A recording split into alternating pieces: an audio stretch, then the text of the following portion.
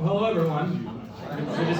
Good to see you again. I've been here before, but it's been a while, and quite a bit in my own life has changed, including business itself. So I'm going to catch you up to speed a little bit on that today. We talked in the past when I was here about functional medicine related topics. Today we're going to dive in a little bit deeper and look at what functional medicine really is and how it's sort of transforming healthcare and how even you can apply it in your own lives. And I'll give you some tips and feedback as well, and we'll save some time at the end for questions. So starting off, I'll tell you a little bit about myself. So I spent my 20s on my undergrad journalism working as a sports editor at the Warren County Record, and then ultimately decided I wanted some more opportunities, so I went into healthcare. This is what it kind of looked like in a nutshell. So I was mentoring student athletes, and I had a young student athlete diagnosed with type 1 diabetes. He's actually been here before and spoken as well. It's been almost 2 years though. He was diagnosed with type 1 diabetes, and so I felt very deeply for him, so I decided to support him by changing my own lifestyle and diet choices, and then through the course of that, ended up having a lot of benefits, continued to explore modifying diet, was really fascinated with the health benefits that I was getting from that alone. Decided to take it to the level of education, to actually be able to get a certification, and then incorporate it into my career. So at the time, I was a mental health counselor working in an agency setting, and I wanted to be able to provide more for my clients other than just a very two-dimensional, narrow approach of the psychotherapy and the psychiatric drugs. And I felt their pain when they would express their frustration about having such few options. So I realized what was taking place in my own life. I want to be able to share that, and so I went back and got that certification so I could expand my practice to functional medicine. At the time, the agency setting was a little bit restrictive, so I decided in order to be able to really provide holistic, all-around care to my clients, that I was going to need to break out and do my own thing. So at the end of July of last year, I left the agency, went into private practice, started my own functional wellness business to be able to, like I said, provide more and to be able to practice in a way that I wanted to practice, to be able to offer clients more options for their health. And so today I'm going to talk a little bit about what that looks like. So my business in itself has a lot of different services, and there's two different components to what I do. So first of all, as a counselor, when I left the newspaper and went back to school, I was originally planning on becoming a school counselor, and then that led into private practice, more of a private practice form of counseling, and then I added the functional medicine component to it. So I have the mental health counseling part of my business, and then I also have the functional medicine health coaching aspect of my business. So as with a psychology background, you can't really go as a doctor or practitioner, but you can get the functional medicine coaching component, which allows you to really broaden the spectrum of your practice. So I have those two different services. I practice counseling out of the Churchill Family Counseling Clinic here north of Warrenton on North Highway 47. How many are familiar with where that is? Tina Churchill's counseling clinic. It's North Highway 47. It's about a half mile north of all these. I think Dr. Buckles used to be in there as the old sign. Yeah. So that's where I practice out of for counseling. Also, health coaching is possible to do there, but I can do that remotely. There's so many different ways to approach the health coaching. And then we've also done functional medicine groups. I've led some functional medicine groups at that location, 8 to 10 people, and we really dove into specific topics related to how we could approach health naturally. A lot of people from the TOPS group from Wright City were a part of that as well. And we're going to talk more about what functional medicine is, but those are the two components of my business. I cover a pretty wide range as a counselor. I work primarily with youth right now, but I want to believe that's more because parents take their children to counseling, and adults who need counseling struggle to make the phone call and take care of the needs that they have. So I think there's an equal need there, but we see a lot of children at the clinic. And then coaching services, I'm going to talk more in depth about what I do there, really as it applies to functional medicine. So we'll kind of start working through here, and as you have questions, maybe save those for the end, and I'll try to there's a lot of material in front of you. I wanted to provide a lot of resources. Whether we have time to really go over all of that today, probably not real likely with the time limitations. Certainly in the future, if I were to come back, then what I'd like to know is what is it that you guys want to learn about specifically, because in our functional medicine small groups that we did in the fall, we had sessions about optimizing brain health, improving quality of sleep, boosting your immune system, anti-aging. We did a couple of series about improving relationship with food. Sorry, we were trying to find a good time to interrupt you for just 1 minute. Joe's Bakery brought a little extra, and about 10 people no-showed on us. So we do have extra soup if you want to come up and try some of the other soup, and you can have one more cookie. Sorry. It's all right. She said you can have a cookie, I didn't. So we'll work through these slides here, and like I said, you got the information from you. I apologize for how it's set up. It obviously didn't convert over the way I had it set up, so it's a little difficult to read. And some of it's not even on there. So if you want to refer to this first sheet that you have, what is functional medicine? Everyone should have a copy of that, and that's going to help you out a little bit, because not even all of it's made it on the slide, unfortunately, here on the screen. So functional medicine. How many people, first of all, have heard the term functional medicine? It's only a few people. Okay. What about holistic or natural approach to health? Okay, that usually opens it up a little bit more when I mention those terms. So functional medicine seeks to understand and treat the root cause of a person's health, not just addressing or treating the symptoms. So really digging down to understand what's going on and what's gotten a person to the point that they're at, or even honestly, if things are going well, what's the root of that? What are we doing right? So really trying to develop a deep understanding of what's going on with the person's health. Functional medicine also views treatment as a combination of traditional and modern approach. So what does that mean? It means really bringing a lot of different modalities together.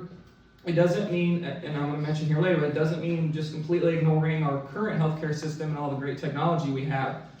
But it means that that's a part of the process, but we also want to look at a lot of different ways to approach treatment for someone's health. It also focuses on a uniquely delivered, individual, patient-centered approach. And that's a mouthful there, but what does that mean? So in functional medicine, we seek to kind of overcome the challenge that we have in traditional healthcare, which is when you go to the doctor, that doctor's schedule is so packed that he's only got, I think the average right now is a 12-minute face-to-face visit with you. Well, that's not enough time to really understand what's going on. And that's no fault of the doctor, that's just the system we're in, and there's a huge demand for us to visit the doctor and not enough providers to meet the need. So with functional medicine, come in, do a thorough assessment, sometimes the initial visit, and a lot of practitioners often be up to 3 hours, and then your subsequent visits would be maybe an hour long, because we really want to look at every factor of your health before we make decisions about how to treat it. And like I said, there devotes considerable time to assessment and understanding the person. Functional medicine also uses a collaborative care model approach with multiple modalities. So what that means is when you would come to see me or work with me, I'm not going to try to solve all your problems myself. I'm not going to solve them in the first place. I'm not even going to address all of them myself. I'm going to pick where I can focus on working with you, but then as a member of a team of functional medicine focused health professionals, I'm going to make sure that we have a clear path of who you might need to also work with in that setting. So a lot of times that means chiropractors are very big into functional medicine or more of a holistic approach. I collaborate with quite a few chiropractors. Dr. Josh Sharp here in town, actually moving in our clinic right next door, so that's going to be great as he takes more of that approach as well. And obviously there's things he can do that I can, and vice versa. It might mean connecting with a personal trainer or physical therapist. It could be connecting with a specific type of counselor, or getting you connected to a gym or a yoga studio or whatever that might look like.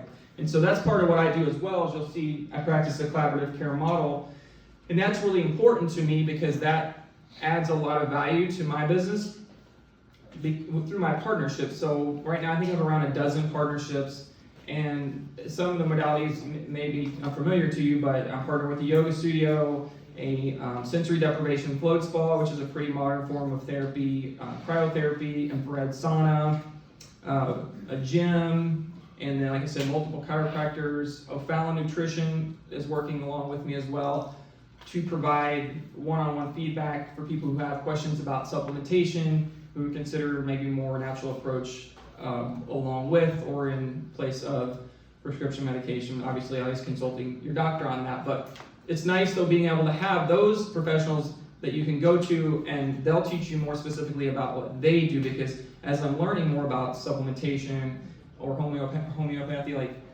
I'm not to the point where I'm that confident. I want to be able to send people to the expert on those things. We'll explore, but if you really deep dive, we want to go to those professionals. So that's part of the collaborative care model. Functional medicine also sees lifestyle behaviors as factors in a person's overall health and wellness. Pretty much everything we do every day can have an impact on our health. And we also see that not only as a potential root cause of a problem, but also as a possible treatment. So that's the beauty of it. Our lifestyle behaviors can play it both ways.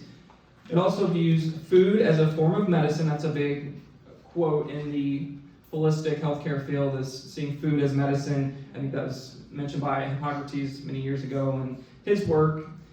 And the functional medicine does not eliminate pharmaceutical drugs as a potential part of the solution. That's really important that I say that, because holistic care tends to get this bad rep. And there may be some people who are extremists to the degree that they absolutely don't agree with it at all. But we're seeing it as a possible part of it. We also want to consider also the more natural approach. And see supplementation and herbs as a potential first resort or go-to and part of the solution. So we're working together with those two things. We're not saying one's dominant over the other, but we want people to have options. I think that's one of the most important things about my business, is it allows me to empower the patient through giving them options. When someone comes in, a lot of times they think that it's very limited, that they're going to come to see me. I'm going to tell them, from a counseling standpoint, that I'm going to give them therapy, talk therapy, tell them how to change their thought process, and that they're going to take a prescription. And I like to be able to really break it wide open and say, there's so much more we can do here, And I'm going to take you to this next slide and talk about what we do when someone first comes in. Unless it's maybe very obvious what's going on, I really like to do a thorough functional wellness assessment.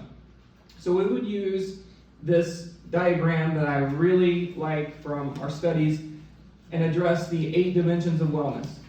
So you'll see on here as we go around, typically someone will come in in our clinic to address an emotional instability or challenges with their emotional health. What I want to start looking at then is, obviously that's what brought you here, but what is causing that? Because a lot of times, it's just, an emotional problem just doesn't happen. One of these other areas of our life is likely leading us to have an emotional imbalance. So we look at, and I'm going to talk more in depth, but we'll look at a person's spiritual wellness, are they well connected with a faith foundation? How about their social health? What do their friendships look like? Do they have friends? Who do they spend their time around? Are those people encouraging positive behaviors and lifting them up? Physical, we want to look at movement patterns and nutrition, relationship with food, as well as the quality of sleep. Career, really opening that up and maybe saying more vocation. If someone's not in a career, or it's a young kid, or maybe just retired, okay, and not just looking at career, but is it that person goal-driven? Do they have aspirations? Is it something that they're working toward? And then intellectual, I like using that term because it's not just academic. So even if you're not in school, are you seeking to learn more? Are you keeping an open mind? Are you growing through knowledge? And then financial stressors. What's amazing with that is when a parent brings a child in, and we look at that, and you kind of think, well, that would seem irrelevant for an 8-year-old child. But the problem that we're encountering is, and many of the dynamics of the homes we're seeing now, money stressors are frequently talked about in front of young children. So I have young children coming in, and they're chronically anxious and worried about the family's financial status and whether they're going to be able to afford groceries the next week. And only because they've overheard that, but they really internalize it. So we've got 8-year-old children who have financial stress, and they shouldn't be carrying that at all, but unfortunately that's where we're at. So we have to address that as well. And then environmental factors, and that can really mean a lot of different things. environmentally as far as who you're spending your time around, but we're also seeing a lot of that in terms of quality of environment with mold or mildew, or the air quality you're breathing in, toxicity of just attitudes and moods around you. So when someone comes in, we really look at all of those areas because we want to identify where any imbalances or deficiencies might be and really start the treatment from there. And I like to put it in the hands of the client as well and say, rate yourself in each of these categories. Where do you see deficiencies? And they have a lot of aha moments, and then I'll let them say, well, where do you feel most comfortable starting? Where do you want to go from here? And let the client guide the treatment so they can be more empowered. And we really take it from there, but that's a really thorough approach. So I love using the dimensions of wellness and looking at every aspect of our lives. And like I said, we can also use any of those as a means of healing or improving the quality of life too, and that's the beauty of it. So we're going to look a little bit more here at what functional medicine addresses. So first of all, a myriad of potential root causes, like I just discussed with the dimensions of wellness. So it can be a problem that manifests from nutritional imbalances or allergens to food, or we'll go through here actually and talk about that. So first of all, environmental factors, like I said, toxic relationships. So we have to look, especially someone coming into a counseling setting, what are the people like around them? Are they lifting them up? Are they encouraging them, or is it could be an abusive situation? Maybe it's just a demoralizing. Maybe it's not an illegal abusive situation, but it's just a demoralizing. So we look at that. Physical factors. So I don't like to use the term nutrition or diet. I like to be able to integrate my psychology background. We look more at a person's relationship with food, and do they have healthy boundaries with food? Because that's something that we really struggle with. A lot of people know what they should and shouldn't be eating, but it's a lot more difficult. This is one thing to learn now. It's a lot more difficult to be able to say no to all of those triggers that cause us to want to eat. And that was 2 courses that we did in the functional medicine group I led. We really took a deep look at what causes us to eat in the first place. And we talked about emotional triggers and societal pressures and expectations that have been placed on us for decades about cleaning your plate and eating everything and not wasting anything. We've done that at the expense of our own health. So we want to address a person's relationship with food, look at their movement patterns and their quality of sleep as primary physical factors. Emotional factors, addressing frequent MSD. So these are micro stress doses that we go throughout the day. So for instance, your alarm goes off and startles you awake, that's a MSD number 1. You get out of bed, you trip over the shoe on the floor, stressor number 2. You go into the bathroom, brush your teeth, you're out of toothpaste, stressor number 3. You go into the kitchen, the dishes are all over from the night before, they never got done before. You're 5 minutes into your day, your stress level's already climbing. So we look at little things about that, and just how do we approach that with little tips to sort of remediate some of those issues. And then we also address a lot of trauma. Obviously with the counseling aspect of it, I see a lot of different types of trauma that we have to really come to terms with and then try to work through in order for a person to have healing. And a lot of times what happens too is a person may have a difficulty in their relationship with food, and it could be linked to some unresolved trauma. It could be their numbing or healing or coping mechanism. So we have to help them find some healthier coping tools. As well as other life events, imbalances, and relationships, all part of emotional, things that could impact emotional factors, and really a lot more as well. Social factors. So we want to look at how well connected is a person. I see a lot of young people that come in, they're very isolated. If they go to school, if they have the courage to get up and go to the school or motivation or drive, then they come home, they retreat into a dark, isolated room, they play a video game and stare at a screen for the next 6 or 7 hours, they go to bed at 11 or 12, they get up and do it all over again. So they're really missing out on a lot of social connections, being a part of something, getting that fulfillment, and also we look at the quality of the relationships and, like I said, their involvement. So I've had quite a few people where we really try to reach out in the community and just get, especially a young person, connected with something that they can be passionate about, they can relate to others of similar interests, and feel a part of something. Also, intellectual factors, like I said, willingness to learn, sense of achievement, being goal-driven, vocational, we kind of touched on those before. Quality of work. Someone may be depressed because they're going to a job every day that they hate. and they're miserable. They don't see any purpose in that profession. Their coworkers are toxic, and there's a lot of gossip. There could be all of those factors, and they could come and we could talk through it, and I could teach them coping skills. I'm going to do deep breathing every time their coworker insults or annoys them, or they get frustrated because they have to get out of bed and go to this job that they don't look forward to. But maybe the more important part is figuring out, well, why are you in this place, and why haven't we moved on, and what can we do to help you make the changes necessary to inspire you to seek out what it is that would give you purpose in your career, and take the steps to get there. Connect them with a career counselor, whatever that might be. So that's, again, like collaborative care model. We're looking outside of the clinic so often to see how do we help someone take those steps. And then spiritual factors. I have to be careful with that one. As a Christian, so this is kind of what happens when someone comes in. I will offer the option of prayer as a part of the treatment. I let them know that I see it as a very important part of healing and as overall health. And then I pray for all my clients. I will be praying whether they want it or not. I'm going to pray for them. But it's an option to pray in session. Not a lot of people opt to do that, unfortunately, but that is something that I offer, and I just encourage them to be spiritually connected and a part of a group and have a faith foundation, because I feel like that's a really big part of our overall health. And then, like I said, financial factors, managing those stressors and helping people come up with effective routines. You okay? So now looking at functional medicine treatment and what it might include. So again, a thorough functional assessment during the initial consultation, and we just go through each of those areas on that wellness wheel that I talked about and try to figure out anything that might be misaligned and help them bring it back in. We also might be able to do, not in my own scope of practice, but that's why I do the collaborative model, lab work to identify any allergies, deficiencies, imbalances, intolerances, or sensitivities. So there is actually a form there I thought I would provide about allergy or adverse food reactions.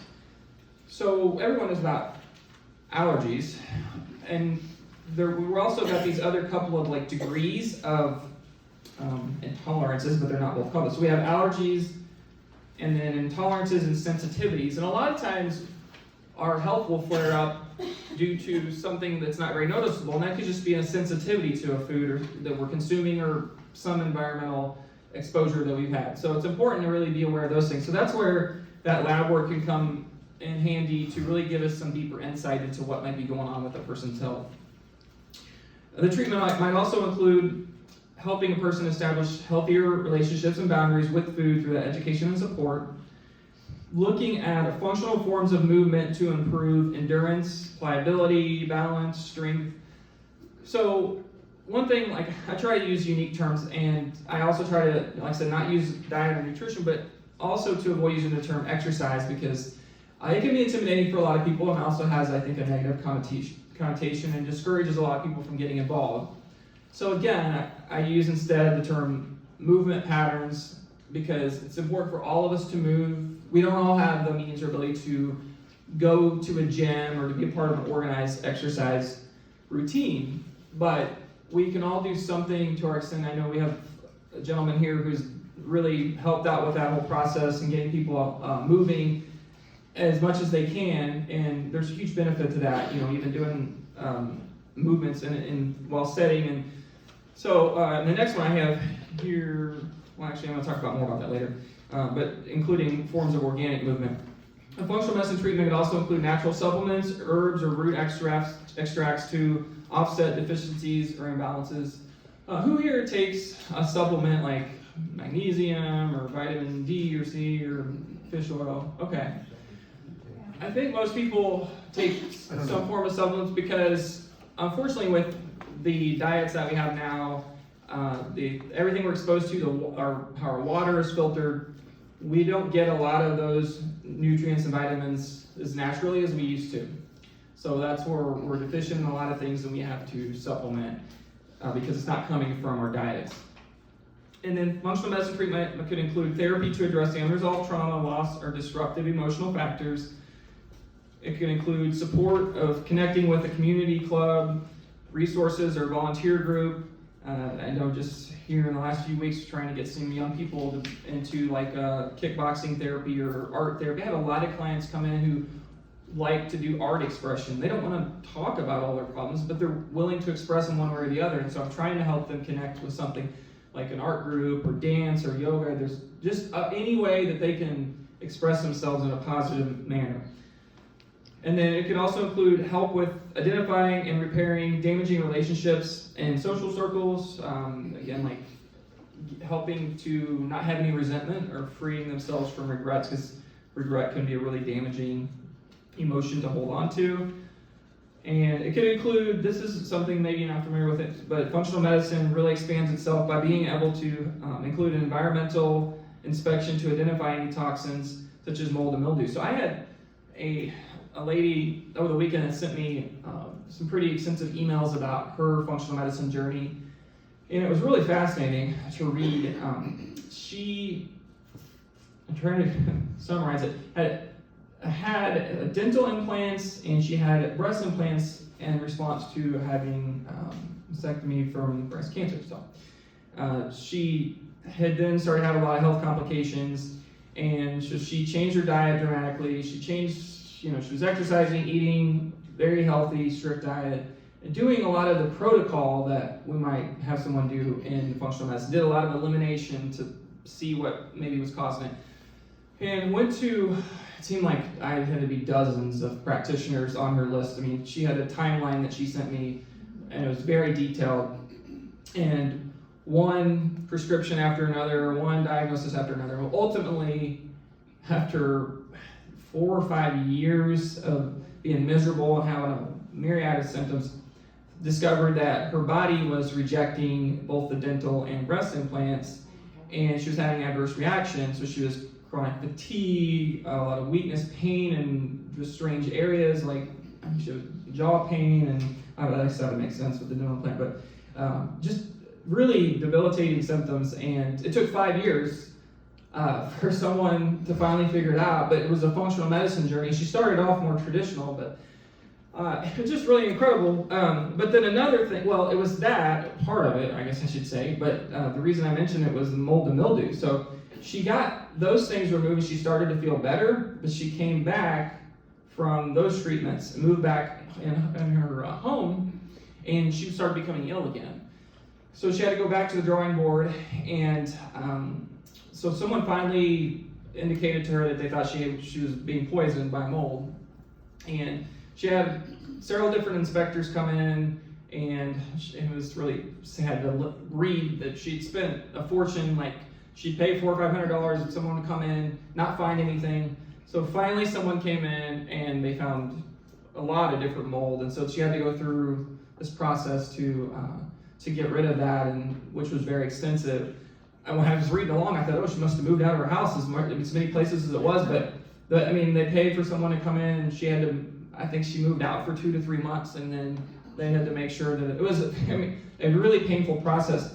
So by getting rid of the mold now, I can't remember the remediation, I guess that's what it was, yeah. And so now she's healed and she's healthy again, but it was just grueling process, but now understanding that she was basically being poisoned by dental and breast implants, and then also the environmental toxin of mold. So it's not always easy to figure those things out, and thanks to functional medicine, she was able to do that. And even though it was an expensive, long journey, she does have her health back. At one point, she said she felt like she was going to die, and it was pretty dire situation. And to think, though, if you think about that, I think she's around maybe early 50s. She's still pretty young, and to consider that she was close to her deathbed, all because of something that was very preventable. You know what I mean? It wasn't like all that she had to do was be removed from the situation, or that had to be removed from her. And it wasn't, it didn't even come from within her. It wasn't like a tumor that manifested. It was like things that had been put into her body, or that she had been surrounded by. So that's what's incredible. And I'm really grateful that functional medicine was able to figure that out for her. And she was really patient with the process. But, she could have taken medication for the rest of her life, and who knows what we could have done with that. So, yeah. So also functional medicine treatment can include education about a wealth of alternative modalities to empower your journey. So I'm always looking for other ways for a person to address their health. When I'm out in the community, I'll hear about some new type of treatment or therapy. There's so many new things that are coming out now that we can try. And I'll almost every day, it's like, oh, that would be great for this client. Or I think of this client, okay, I need to pick up some information for it. So really connecting people with other opportunities that they can be a part of. And then also, it could include things like grocery store tours and education or other things in the community, such as I'm doing now. I mean, functional medicine practitioners do a lot of community work to really spread the word. And I like to say, more than promoting my business, I'm really promoting a concept or a movement to let people know that there are other options out there for their health. So we'll keep moving along here. So I'm going to give you some tips to consider when it comes to incorporating functional medicine into your own life. So starting off in the kitchen, I want to give you some practical tips. So we look at incorporating healing spices such as cinnamon, ginger, and turmeric. I have talked about turmeric here before as a great natural anti-inflammatory tool. I brought, so this is turmeric root. I can pass it around, I guess. And then I also brought ginger. So it's important to remember, turmeric does not absorb very well on its own. So if you were to use it as a cooking spice, the root I use actually in my smoothies, or there's also the seasoning. How many people have used this in their cooking? Okay. What is it? Turmeric. Yeah. Oh, yeah. Yeah. So it's big in the Indian culture. They use a lot of warming spices. They use turmeric. So you can get the root form of it, obviously it's in its natural form, or you can get it ground to spice, or you can also take it as a supplement. Yes? I've been taking that for about a year or so. I like Mhm. the turmeric. Yes, yeah. So I guess it's about inflammation or whatever, Yes, it has a lot of benefits. The big one is a natural source of anti-inflammatory properties, but also helps with focus and brain health as well. But the important thing, like I said, is be sure you mix it with an absorbent. So like the supplement, oftentimes they'll have bioprene, like this product has bioprene in it, and curcumin is actually the active ingredient in turmeric. But you can cook by adding black pepper or ginger as well. It helps with the absorbent properties. So that's one tip to use in the kitchen. Also opt for healthier oils such as unrefined coconut oil or extra virgin olive oil. We don't have time to really dive into it today, but it's one of those things about when you go to the grocery store, it's very complicated sometimes to read the labels, and it can be very deceiving. And that's one thing I teach in my grocery store tours is how do you become an informed, empowered consumer of the grocery store and navigate the aisles with confidence and be able to really see past the facade of things. So for instance, extra virgin olive oil. So there's all these markers to try to identify authentic olive oil. In Italy, there's this controversy, the mafia trying to control the olive oil industry. So there's a lot of, and this is a real thing, over olive oil. And so there's a lot of fake olive oil that's diluted and it's marketed a certain way. So it's important to look for things like first cold pressed. You want to look for a dark glass bottle, preferably, because it's going to preserve better, and more of that, that dark green tint. You want to see if it has a harvest date on it, as well as a seal of approval by one of the olive oil organizations. So there's a lot of different markers to identify that. We don't often know that, or just with coconut oil as well. We want to look at unrefined cold press as opposed to expeller press. So those are some of the things that I would do in my grocery store tours. So kind of paying attention to those and trying to use healthier oils for dressings or to cook with, as opposed to refined vegetable oils or hydrogenated oils like canola. Also, to be aware of artificial sweeteners and harmful additives. So I'm not going to mention a lot of names because we won't get into studies, but consider an elimination process to identify intolerances and sensitivities. So this would be where you slowly eliminate maybe dairy or gluten over a period of a few months, and just really pay attention to your body and seeing what kind of response you're getting. Well, eliminate it and then slowly reintroduce it and then kind of see how the body reacts.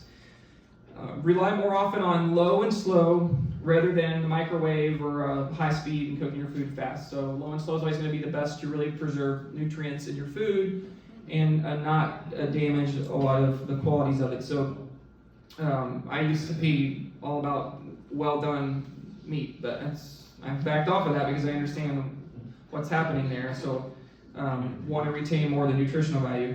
Consider a morning smoothie as a way to get maximum nutrients into one dish. So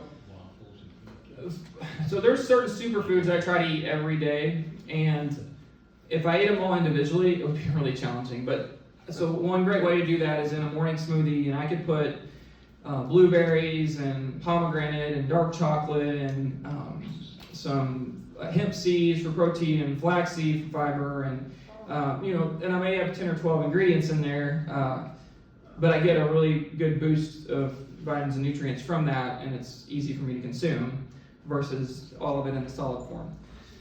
Also, incorporating probiotics or gut restoring foods into your meals, so they can be as simple as throwing a little bit of sauerkraut or fermented vegetables on your plate. Or there's also a goat milk kefir. Goat milk tends to be a little better option than traditional dairy. So right now I'm on the Daniel fast, so no animal products, but I'll use sauerkraut instead of the goat milk kefir. And then avoid charring foods or cooking well done to prevent carcinogens. So it said that the foods, if we cook to a certain point, they can almost be more harmful than good if they have like the char on them. So you really have to watch that and not end up like my cauliflower did the other night. The second night, I got it right the second night. And then eat until you're 80% full, or no longer hungry, it should say, or to satiety rather than stuffed or full. So the Okinawan society has the record being the longest lived. They have the most centenarians, and so we look at their diet. We understand that they tend to eat until they feel they're no longer hungry, which would be like about that 80% point, as opposed to, I'm gonna have to unbuckle my belt. So again, now that's having that awareness and insight to have those healthy boundaries with food. And then consider doing an intermittent fast and not eating the last 2 to 3 hours before bed. I'm a big fan of intermittent fasting. I always say, I think if you're going to do it in just one form, just trying to shut down any intake the last few hours before bed, because that's also going to help improve your sleep by allowing your digestive and metabolic systems to be at rest as well, and not while you're sleeping having these functions going in your body and keep making you disrupted. Whoa, that was bright. So a couple of resources here, and I think that Stacy passed those out for you guys as well, that I find helpful when shopping. So we talk a lot about organic, and I'm sure the terms, you probably hear the terms organic, grass-fed, pasture-raised, non-GMO, no hormones added. I mean, it's easy to get lost in all the terminology and can be completely overwhelming. And I like the literature that the Environmental Working Group provides. It makes it a little bit simpler. So for instance, when it comes to buying organic or not, I don't buy every food organic, every fruit and vegetable. We look at which fruits and vegetables are most exposed to pesticides in their growing process. And those are the ones we're going to want to buy more organic. So like that's going to be on the next. This first form actually, it's a Clean 15. So these are fruits and vegetables that are going to be typically free of pesticides. You're going to be good to go eating those in a non-organic form. So there's several listed there, obviously, but also consider too, if a food has a core or cover and the part that you're going to consume isn't exposed, then you're also probably going to be better off there too. Like an avocado, if it were to be sprayed, it's going to be on the exterior, as opposed to some of the foods on this list, which are exposed to a lot more pesticides in the growth process. So we want to really try to err on the side of caution and go more organic on those. I like to buy like organic frozen berries and be a little bit cheaper. I really try to explore how do you purchase organic but not really bring up the margin of price that much. Still be, and it is challenging, but you guys have those resources too, so feel free to add to. Can you just wash it off? You could, and there actually are certain solutions that are specifically for cleaning fruits and vegetables, and you could use that as well if that were a more viable option. Certainly could do that. So ways to apply functional medicine in your routine. So begin your morning with a gratitude prayer or mindfulness practice. I like to do a spiritual triathlon, which might be 5 minutes of scripture reading, and then 5 minutes of journaling, and then 5 minutes of prayer. I mean, it doesn't have to be exactly 5 minutes, but 3 different components of faith to start the morning. And consider supplementing magnesium and fish oil are 2 of the most common ones, but any supplements that you might need in consulting with your doctor or health professional. Get up and move around for 3 to 5 minutes for every hour spent sitting. We sit far more than we were meant to from like a ancestral primal standpoint. Our ancestors moved around so much more. And a lot of times we don't have a choice, but we can at least hopefully get up, and even if it's not 5 minutes, just get up and stretch and move our bodies, once every hour. So I like in the therapy chair at the office sometimes with clients, I can tell, especially young kids, they don't want to sit in the therapy chair for 50 or 55 minute session. And I don't blame them. I don't want to either. So we get up and move around. We'll get up and stretch. If it's nice out, we go for a walk and talk, as long as it's confidential. It's important that we take every opportunity to get up and move. And also to find organic forms of movement to use in your everyday tasks. So I think about, like, in the kitchen, if you're waiting on something, or I got the smoothie on the blender and I'm just waiting for that 40 or 50 seconds for it to blend, I would do kind of press against the counter and just do some like calf presses, or I might lift up one leg and just kind of balance myself with the counter. Just, because I think I'm just standing here waiting for this, and it's an opportunity for what we would call organic forms of movement. And you don't have to even leave your home, or maybe you're sitting in your chair in the living room, and you can't get up, but you could at least maybe do some like leg raises, and rotations of. We have to just kind of get creative sometimes, but there's always those opportunities for organic movement in our lives. And then get outside for some deep breaths, some sunlight exposure that first 30 minutes of your day. Very important. We do not get enough daylight, sunlight exposure. We're inside far too much for the quality of our health. So really, I love starting my day at my desk right by the window. The sunlight, the sunrise can come in, and I will just allow it to hit your face and really absorb that. You'll get a lot of benefits from that for mental and emotional health especially.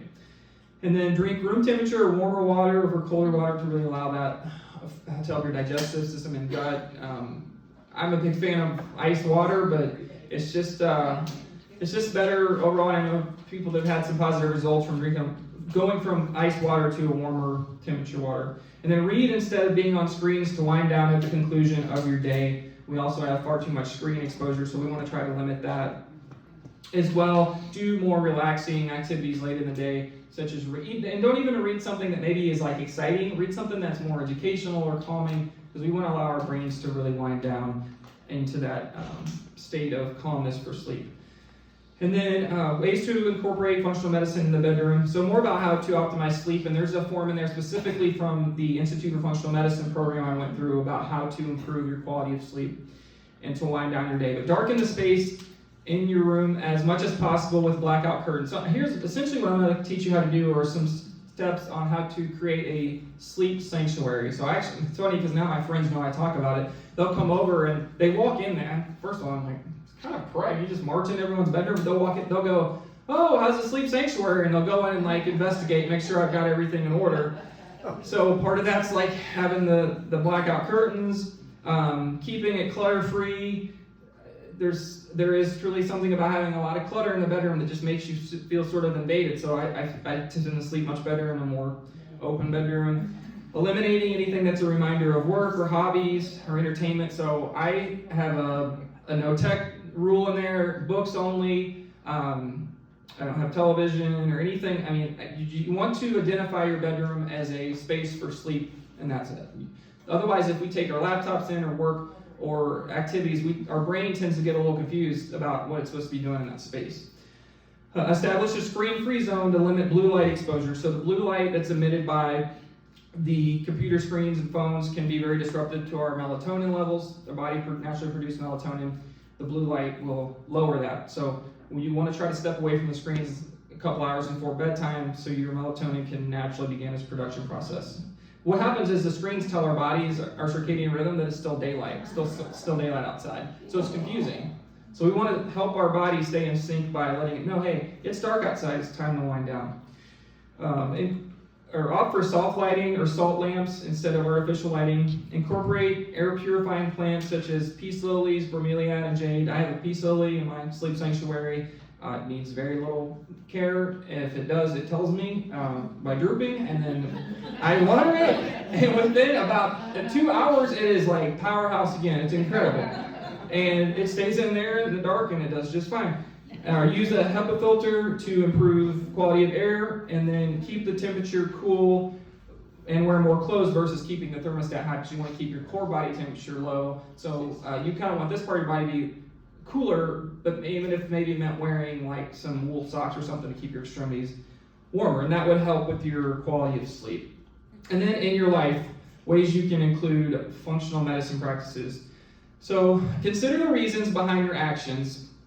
Do you make the decisions that you do, or do you act out the behaviors you do out of a passion or for purpose, or is it because of feeling of obligation or to feed our egos? So I read a book back in the fall called The Power of Now, and he really talked a lot about how we act so often out of a need to or desire to boost our ego, or we feel obligated. There's this whole concept now too about, it's called FOMO, and it's the fear of missing out. So we have so much going on in our society. A big part of that's social media.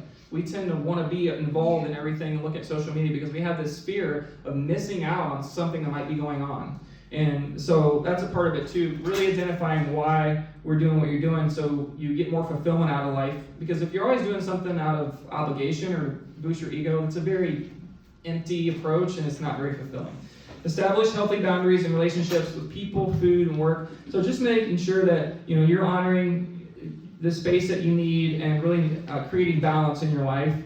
Be open to new perspectives and always willing to learn. I think one of the most important things we can do is be a lifelong learner and always be open to taking in new information. And I just think for myself that's been so important as I've grown in not only my profession but in life, to develop a deeper understanding of what's going on around me and why I do what I do and think the way I think. And then allow yourself time for self-care and relaxation without disruption. Our society has this whole concept that we really glorify the busy person. There's this admiration for staying busy, and even if that's not productive, like there's something about being busy, and we don't want to talk about our relaxation time because it's looked down upon. So it's important to just say, you know what, it doesn't matter what people think. If I really need this time for myself, then that's the most important thing. And then practicing lifestyle behaviors that demonstrate self-respect towards yourself would be one of the most important things. And when it comes to a point where you're trying to make a decision about a choice and you really want to look at how is that going to reflect upon your life and your health, you have to think, I deserve to make the right choice that's going to benefit me and my long-term outcomes. Not worry about offending someone. We talk about as simple as if you're at a social gathering and someone offers you a piece of cake and you're really determined to stick to your plan of healthy lifestyle and you get offered cake, you're not to be worried about offending that person, but to have the power to politely decline and say, rather than to feed the ego and to appeal to this person, I'm going to make the best choice for myself. And those can be really difficult decisions to make, but you deserve that, and you deserve to be able to respect yourself, because ultimately you're the one who's going to live with those long-term outcomes and consequences of behaviors, good or bad, in the end. So that's all we have for the slideshow, and pretty much out of time, but I'll hang around if you have questions. I think we're pretty much at 1 o'clock. There was a lot to cover there. I'll let her tell us what we have